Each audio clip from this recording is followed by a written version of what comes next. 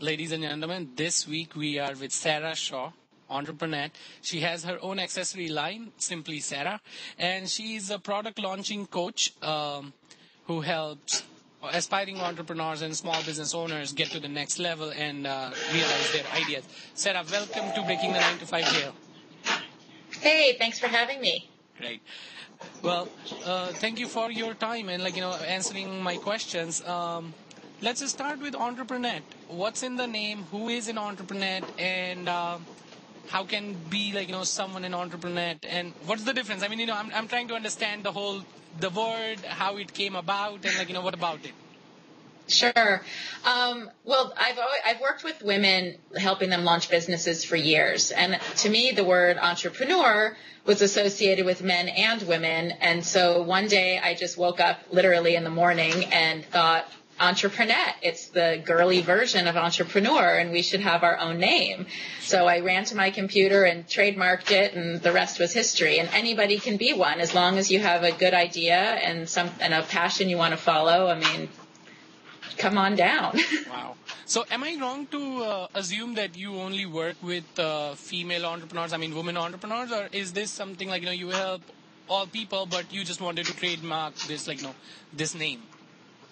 I definitely would work with anybody. I tend to work more in the fashion, accessory, jewelry, lifestyle product area, and that seems to be more prolific with women. But I definitely have some men who email me and ask me questions. Great. Hey, I'm one of them.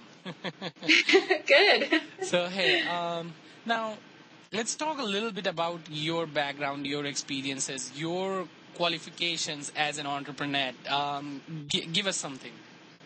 Okay. I have over 12 years of experience in the accessory world. I had a handbag line for 5 years called Sarah Shaw Handbags. I sold to over 1,200 boutiques nationwide, as well as some different stores in Europe and Asia. I'm on actually my third business right now, and I love teaching women how to do everything that I didn't have a mentor to teach me how to do. I've done and made all the mistakes, and I don't think anybody should have to suffer the way I did. Sure. And Breaking the 9 to 5 Jail actually shares the same kind of principle and values where, we are talking to aspiring entrepreneurs and helping them get out of the whole, cubicle jail as per I say. Sure. So how can one become an entrepreneur? What is the process? And I guess, it goes with the same thing, breaking the 9 to 5 jail. How can one break out and become an entrepreneur? First, it takes an idea and the passion and commitment to fulfilling that idea. Anybody can be an entrepreneur. If you have the passion to continue and pursue your idea and the wherewithal to work with a coach like me or somebody else who can help you speed that process along, I think anybody can get there in a short amount of time. Cool. But a lot of aspiring entrepreneurs, they have an idea, and as you just mentioned, if you have an idea and you can pursue with it, how do you know if the idea is worth pursuing? How do you go about it? I have an idea, I want to pursue it, but how do I make sure that it's worth pursuing? Sure, that's a great question. When I work with people in the teleseminars that I teach, I lead them through a series of product research.